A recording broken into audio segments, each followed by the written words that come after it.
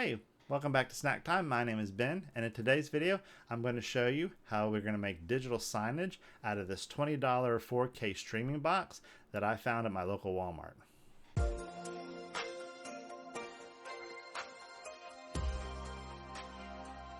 This little streaming box I picked up at Walmart is around 20 bucks. It's made by a company called On, and that's with two N's. The good thing about this little guy is that he runs Google TV, which gives us the ability to sideload applications such as digital signage. Not only that, we're also able to modify the orientation and put it into portrait mode using the ADB commands that I'll show you. So I don't usually review hardware, but when I started rearranging my office, I put one of my monitors in portrait mode, and I thought it would be really cool to have something running on there like the weather or the news. My first instinct was to buy something like a Raspberry Pi, but they've gotten pretty expensive and they're sometimes hard to find. So I only wanted to spend around maybe 20 or 30 bucks. And so after a little bit of research on Amazon, I did find this little guy here, which is primarily sold by Walmart. Figured out that I could sideload applications by plugging this into my computer. I could change the orientation by running a couple of shell commands, and I could also install software that would automatically load my digital signage apps instead of just the media center that loads on this guy. Good news is you don't even have to root this device in order to do the things that I'm talking about. And in my next video, we'll be going over a couple of different open source digital signage softwares. As per usual, if you have any questions or comments, leave them down below and I will do my best to respond. Otherwise, let's go ahead and hop on in and get this guy set up. So this is the screen that you'll see when you first start up the On device. Let's go ahead and pair our remote control to the device by holding down these two buttons for a little bit more than 3 seconds until you see the timer, and then you can let go. I'm going to select the United States and United States again. And now you can do this one of two ways. You can set this up with the Google Home application on your phone, or you can go through the manual process, but the manual process does require you to use the remote control to type in your password and your username, which can be a pretty excruciating process. I'm going to use my phone to set this device up. Alright, now we're done with our application. Let's hit continue on our remote control. I'm going to say no thanks again, and I'm also going to say no thanks, and no thanks. And I don't have a TV that I'm really going to set this up with, so I'm going to hit not now.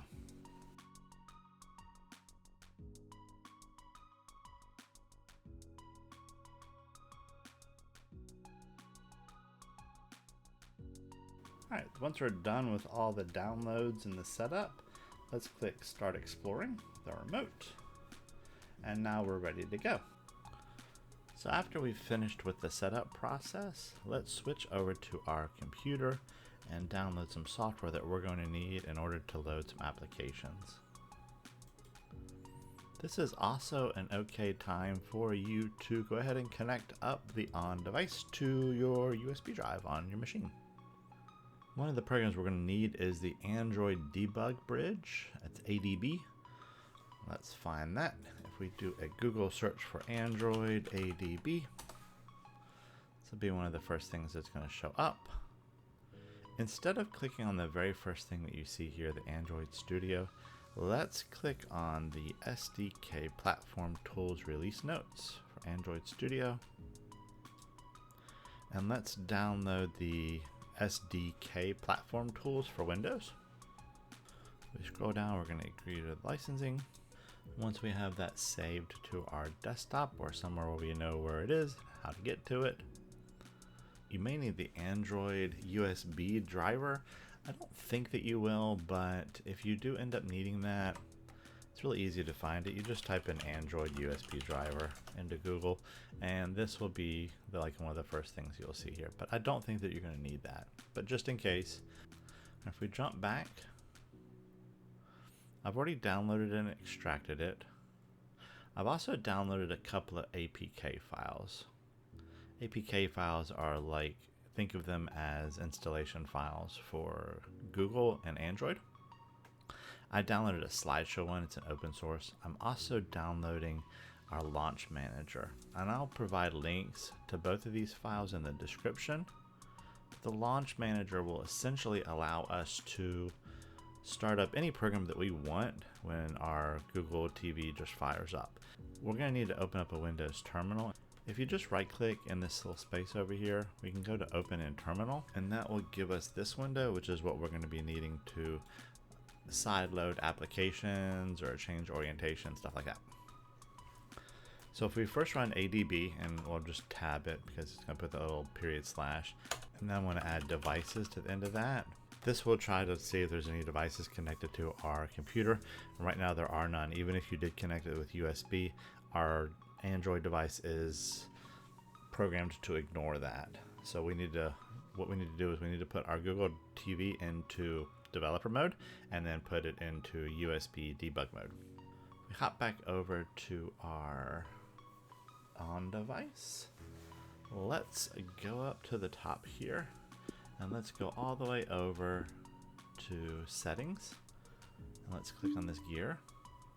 And then if we scroll all the way to the bottom and click on System, and then go down to About, and then scroll to the bottom of this, and what we want is where it says Android TV OS build, I want you to start clicking the center button repeatedly until it says that you are a developer. Excellent. Now let's go back, and let's go back once more. And when we're back at our main screen, let's go over to the gear icon and then go down to developer options. And then if we scroll down here, let's look for USB debugging and turn that on. Then we'll hit OK. All right, next, what we need to do is we need to establish that connection with our computer and the Android device. So one of the easiest ways to do this is to unplug the USB from your on device and then plug it back in, which will force it to reboot. And now that we've rebooted, we're prompted with this little window right here. And if you don't get this the first time, try rebooting again and it should come up on the second. I'm going to click to always allow from this computer, and I'm going to go down and I'm going to click allow. Now that I've allowed it, I can push applications from my computer to my on device. One of the first applications I'm going to push out is the slideshow. So I'm going to do ./adb and then install slideshow. And what it's doing is it's loading the application via the USB. So if we hop back to our on device and now go up to apps, and if we go to the end of this list, here in a second, we'll see the slideshow pop up. There we go. Now for testing purposes, I want to make sure this is going to work. So let's go ahead and open this up. And it's saying it needs more permissions. So we're going to hit OK. And what this guy needs is permissions for all the files and media. So I'm going to jump over to settings. And I'm going to click the gear. We're going to go down to apps. See all apps. Select slideshow. Then permissions. And for this file and media, I'm going to allow all.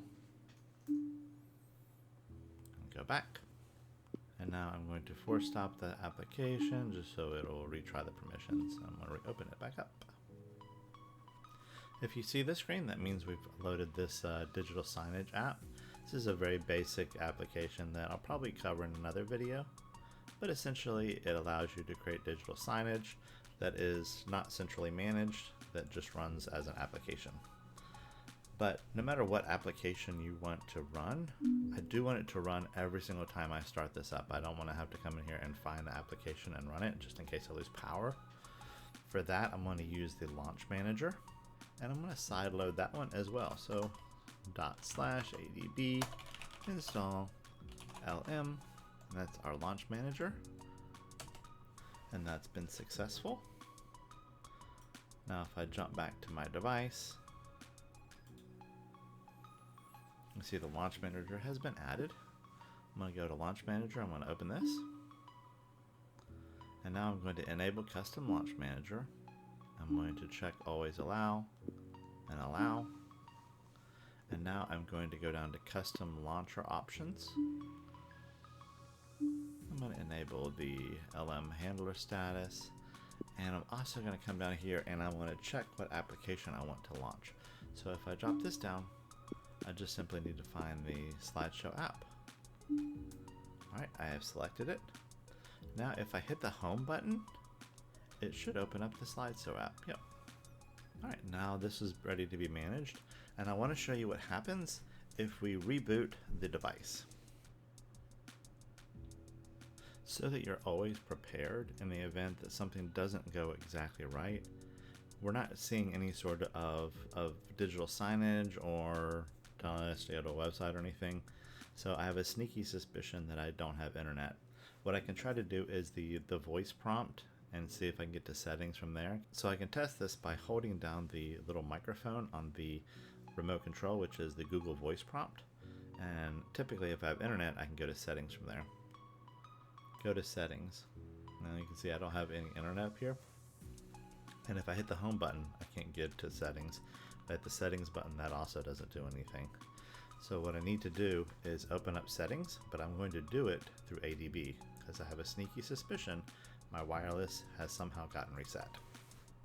So back at your command prompt, I want to launch an application on my Google TV. So I'm going to do /ADB. I'm going to do shell am start -a Android settings settings in all caps. So if I jump back to my Google TV, I now have my settings up, and I can see that my internet for some reason got kicked off, so I'm going to reconnect it. So don't be worried about this too much. I think this happens when you load the Launch Manager, but after you make that reconnection, I don't think that you'll lose it again. But just something to keep in mind when you are doing projects like this. So I am connected back to the internet. I'm going to hit my home button.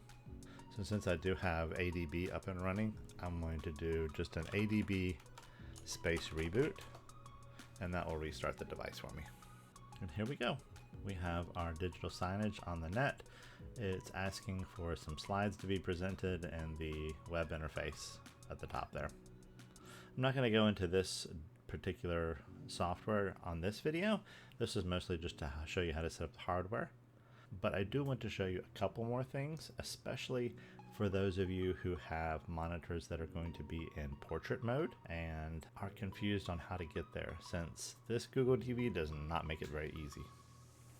The things that I'm going to show you here have to usually be done in a certain order, but luckily everything that we've done up to this point is the proper order. Alright, so we're going to rotate the screen using ADB, since there's no built-in method in this device to do so. So we're going to start with ADB space shell settings space put system and then accelerometer _ rotation to 0. And what this command does is it disables any sort of internal auto rotation that the device may or may not have. Next, we want to tell the system exactly what rotation we want our device to be in. So we're going to do ADB shell settings, put system, user _ rotation to 3. Before I hit enter, I'm going to flip back to our Google TV so that you can see the results. Our screen was immediately rotated. What I want to do next is to make sure that this setting is going to stay. So I'm going to simply type ADB space reboot. We want to make sure that when this device comes back up that it stays in portrait mode. And it's okay that you're going to see the logos be in landscape. This is perfectly normal. Now we can see back on boot that our portrait mode stayed. It's going in the right direction. However, we can flip this back to normal landscape whenever we choose by just using the ADB command. Now you may notice I ran into a couple like permissions issues while I was doing this, and that's because I didn't have all the permissions set for this application. It runs fine once you've set everything, but so I didn't want you to get the wrong impression. But since that's not really what this video was about, this video was more about showing you what you could do with this hardware despite what application you decided to put on it, and the fact that you can rotate the screen. It just takes a little bit of behind the scenes work. So if you have any questions about what I've done here, leave them down below. Otherwise, I look forward to seeing you in the next one, where we will explore different open source digital signage applications using this exact hardware and very similar methods.